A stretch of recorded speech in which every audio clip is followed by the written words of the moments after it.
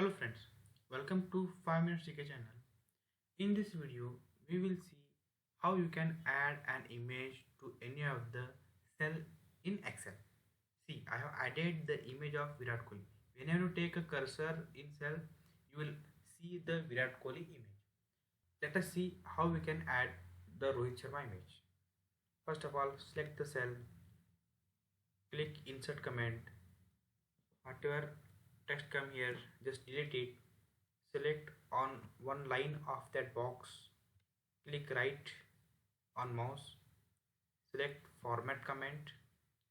This type of dollar box will appear. Go for colors and lines. Here on this color select, go for fill effects. Here go for picture,